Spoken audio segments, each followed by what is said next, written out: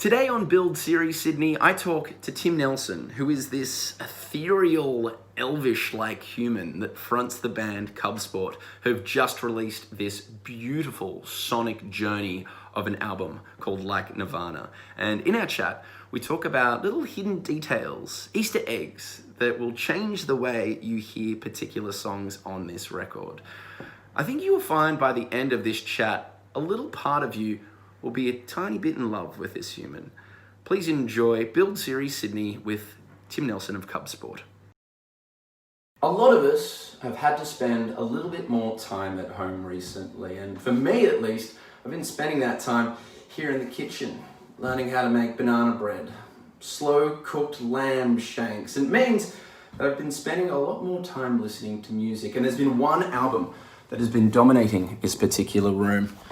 It's called Like Nirvana, and it's by Brisbane music darlings and all-round beautiful people, Cub Sport. And they are joining me right now on Build in Isolation. Hello, Tim. How are you doing? Hello, I'm well, thank you. How are you? I'm very good. Very excited to talk to you. In fact, I thought I was going to talk to you yesterday, and I think I preemptively got my buzz on. So it's good to actually see your face. Can we ask first? Where are you streaming from? How are you doing? From my home in Brisbane, and I'm doing well, thank you. I feel like I'm appreciating Brisbane more than I ever have before. I'm like very grateful to be here. Why is that, do you think? Well, I already kind of loved it a lot, but I think just with the freedom that we have here right now in terms of like what we can do socially, which means like we can do stuff creatively as well when so many other parts of the world and Australia are in like much stricter lockdown. Mm, I'm like, yeah, very, very grateful. yeah. So I'm not sure if you heard my intro, but I have been listening to Like Nirvana while I've been cooking, and it's funny because it's one of those albums which it isn't a collection of singles. It's something that you would put on and listen to the first track, and then before you realized it, you've gone on this epic journey from start to finish through the whole thing. Like you don't skip to your favorite song. You just go for the journey. Is this something that was intentional? Did you want it to be this big, long, beautiful journey?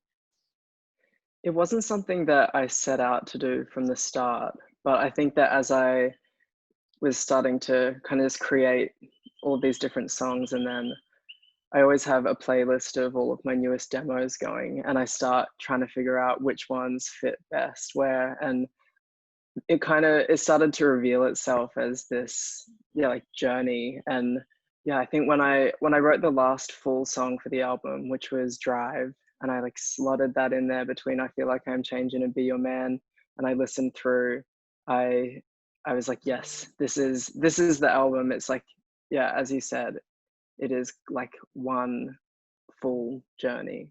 Mm. And like there are some moments of like real like emotional fragility, but real vocal strength. And for you, when you're recording these moments, do you get overwhelmed? Like, are there like feelings that rush out? Like, what was that, recording the vocals like on this particular record? A lot of the vocals on there are like the very first take of like when I first sung it. And so often when I'm writing and recording, a lot of what I do is like very spontaneous. I don't really like think things up or think like this melody should like go up here and then do this. I'm like very much in the moment, and um kind of, yeah, kind of just like letting inspiration flow and like following a feeling that I get in my chest when I'm like creating something that I love. Mm. um so yeah, that you can definitely feel the emotion there, because for a lot of it, it was like the first time that these things were coming out of my mouth. Wow, And that's interesting. so yeah, listening back to it can be super overwhelming at times. Like when I wrote Confessions and I listened back to those lyrics, I I was like, oh my goodness, I've like I've perfectly articulated all of these things that have been making me feel so heavy, but that I was too scared to acknowledge or say out loud. And Mhm. um, but it's like there's something really there's something like really freeing, and that like makes me feel really like happy and good after I've kind of like gotten these things out. Mm. And I think that there is such a great balance of light and dark, and look, maybe this is too deep a question, and it might be like a bit strange, but I'm curious anyway. At the beginning of Saint, there's like this subtle recording of a room. It's almost like someone's recorded like with just their iPhone microphone, like of just a few people around. Um, I just wanted to know what that was. I wanted to know what the significance of that. It almost seems like just a strange, unexplained little recording. Can you tell me about that? Yeah, so the start of Saint is a voice memo, and I we were at a music store in Portland, and it's one that we go to every time we're passing through. It's called Old Town Music, and it's where I've bought some synths that have like really ended up shaping the Cub Sport sound, and it's been really inspiring for me. And they have you like walk in the door, and then there's all like the guitars and stuff are downstairs, and then you go upstairs, and there's like a little loft that has all the synths. And whenever we go in, Zoe and Dan are usually like they like go look at the guitars and stuff, and then Sam and I are usually like straight up to the synth loft. And there was I can't even remember what the synth was. I have a photo of it on my phone somewhere, but I was just playing around on it and like fiddling with some things, and there's like that really wobbly like sound, and I was like, oh, I really want to use this sound. I can't really buy this synth and like bring it with me on tour because we were already like at max capacity. And Mm. so I just like opened up my voice memos, pressed record, put it down like next to the amp that this synth was plugged into, and I just started like playing. And so the start of Saint is the room. I think you can hear our sound engineer, Aaron, Mm. like playing around on a guitar at the very start, like ding, ding, ding, and then you can hear people like laughing Yeah. downstairs and stuff. But yeah, and then I just cut individual chords from that recording that I had made to kind of build the rest of the song after that initial intro part. Wow. If that was the only thing that you told me during this interview, I would have been happy. We can actually wrap this up. No, I do have a few more questions. Look, I mean, Julian from the presets said something to me once, which I found really interesting. And he said that making an album, making a record, it's almost like having a dozen children. And it almost feels a bit, wrong to say that you've got a favorite on the record. But there is one that you probably are spending more time with, and you're potentially having more fun with. Is there a particular song on this record that you are currently vibing with the most? Oh, it is so hard to pick, especially with this album, because I feel Mm. like it's kind of each song and the presence of the other songs is like it's like kind of what makes it so good. But I think the song "Be Your Man" was one that like after I recorded it and listened back, I was just floored, and I hadn't really used my voice quite like that before, and that kind of felt like a moment where it kind of like raised the bar for this album, and the the emotional intensity and like the timelessness of that song, it kind of all of these other songs that I had in my album 4 playlist, I was like, oh, these songs don't belong anymore. Like they just don't feel like they have that same energy. So after adding "Be Your Man," it kind of like shifted like the kind of sounds and feelings that I was chasing, like when I was writing and recording music. And another song that kind of did that was "Break Me Down with More Rat." Mm. where like the first time I listened back to that, my friend Laura had come over for dinner, and Grace and I had ended up recording for longer than we thought, and she had just left, and I hadn't listened back to it yet. So Sam, Laura, and I all went down into the home studio, and I like just pressed played on it, and yeah, Laura was like just like bawling her eyes out, and I was like, oh my god. And then Grace Mulrat said that she had showed one of her friends and her mum like the next day, and that they both cried. And yeah, that song kind of again like held this really special energy that I was like, this needs to be like what permeates this whole album. Yeah. Yeah, one thing I love about Break Me Down is that you listen to it and it feels like a 3-minute song. And it's like 8, 9 minutes long. And it's like, it's like, gosh, like, could you, break me down to smaller? I'm like, no, probably not. We tried. Yeah, you Grace and I try to make both it tried shorter. to trim it down. Yeah, But there's like, yeah, it needed that full 7 minutes, and like it needed the space through that outro section mhm, to do its thing. yeah. I mean, it was like similar to Flight Facilities when they did Claire de Lune. And when they released it, they're like, well, it's definitely not going to get played on the radio because it's 7.5 minutes long. And that song has been, massive for them. I mean, something else I did, you touched on Be Your Man.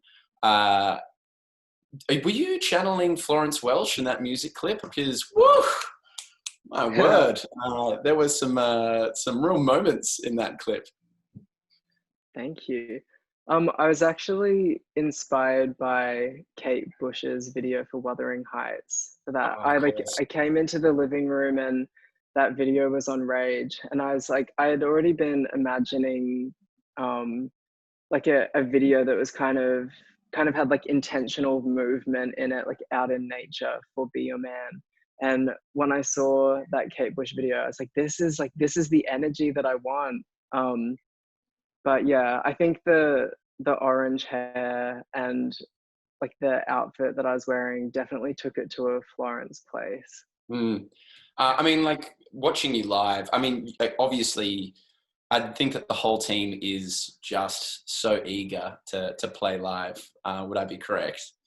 Mhm. Um, when in 2018, I think I watched you. It was at Splendor in the Grass, and there was some moments of just pure live performance ecstasy, where an entire tent load of people were singing your lyrics, and while you might have tried to hide the fact that you were in your happy space, there were some moments where I think the entire band broke character almost, and I could tell that you guys were just loving every second. When you go from that kind of high and you go to a place now where you can't really do shows, how do you feed that part of you? How do you get that feeling again as a musician? It's something that I'm missing for sure.